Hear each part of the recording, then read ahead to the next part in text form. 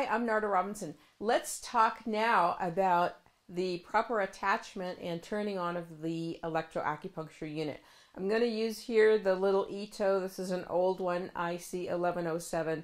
That's okay, just to show you more about the clips and the way we watch the patient. So we have here placed our 0.20 gauge, so 0.20 millimeter wide, the Sirens, and then they're 30 millimeters long. And do I attach it to the plastic? No, because that won't conduct electricity.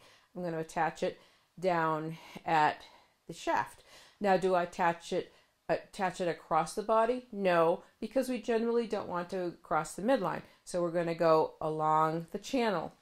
Now, crossing the midline is mostly an issue if you are on the precordium or the chest and using power across the heart. That said, it's still a nicer thing not to have to cross the midline. There's another reason as well. Talk about that in a second. So the electrons will migrate preferentially along myofascial cleavage planes. That's where that interstitial fluid is, and those ions and whatnot can flow. So that's going to be like along this bladder line, the inner bladder line between the longissimus and the iliocostalis muscles. So that's why it makes more sense to be here rather than here. The electrons are going to take the quickest, easiest route, and they could bypass here on the skin, but in terms of doing this percutaneous electrical nerve stimulation and wanting to bathe this tissue, all these spinal cord afferents, so the nerves, the spinal nerves coming off of the cord, picking up the signal and delivering it to the spinal cord, that's going to happen best here. The other thing is that this animal has quite a bit of thoracolumbar back pain. So we're covering those spinal cord segments. We want to neuromodulate the spinal cord segments in between there. And so we're just bathing that rich in some electroacupuncture. How far can we reasonably go between electroacupuncture leads? There's no research on that to show how far is too far. When I learned, we would be attaching different limbs, and so you could do LI4 to stomach 36. It's that's when you would cross the midline for other reasons that we're not talking about today. But that's the one. That's the one time. But we might want to do lung 7 to spleen 6. But how are those electrons migrating between the leads? We don't really know. But the times that you will use electroacupuncture most, especially for veterinary patients, is when you are crossing a joint, so let's say gallbladder 29 to gallbladder 30 over the hip, or when we are using it on the back or the neck. So if we had really bad neck pain, we probably wouldn't want to just go from here to here and say the whole spine is good that way and we're going to treat everything. Instead, it would be probably clinically better to focus on that area of involvement. So that's why I have these needles, these points, these sites selected. And I've attached the electrode to the shaft, and then we have the patient nicely resting here.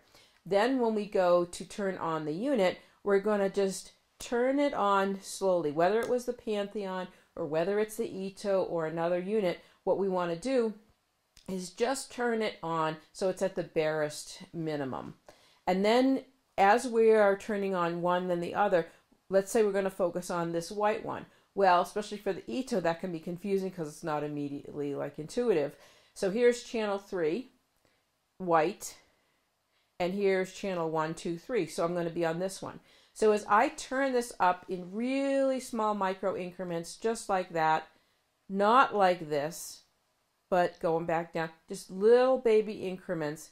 And usually you will feel on your device, you will get a feel for that range that it will come into just clinical sensation here. Usually around 2, 2.5, depends sometimes on your battery strength, maybe 3.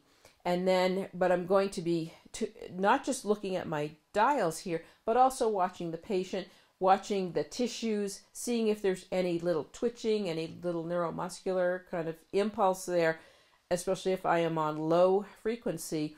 Then when I get to a certain level, that will cause just a twitch with each impulse. But even if you use that as your endpoint, then you're going to usually back that down. So it's not just pulsating the whole time. Want it just a little bit sub-threshold there. And then as long as everybody's comfortable, then we can go to the next one and start to turn that up. But always keeping an eye on the patient, thinking about their respirations, thinking about their comfort. So general overall comfort with it, and then local comfort.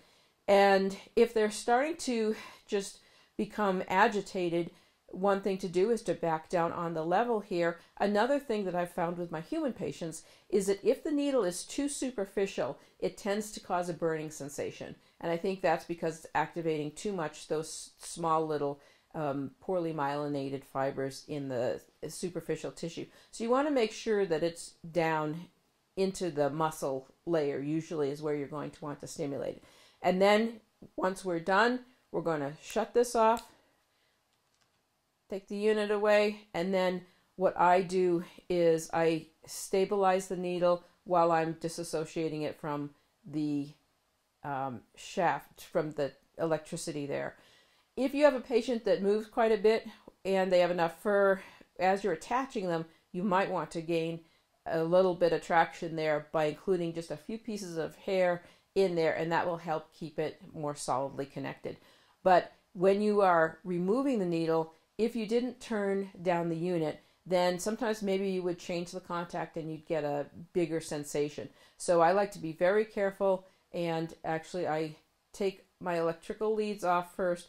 Sometimes the needle will come with it, and usually not a problem. And then I might just take the needles out secondary. But you want to make sure you're not excessively pulling the hair and disturbing the animal, and making it just as pleasant as possible. And then, of course, that your unit should be off before you put it away for the next patient. And that is how to attach and turn up your electroacupuncture unit.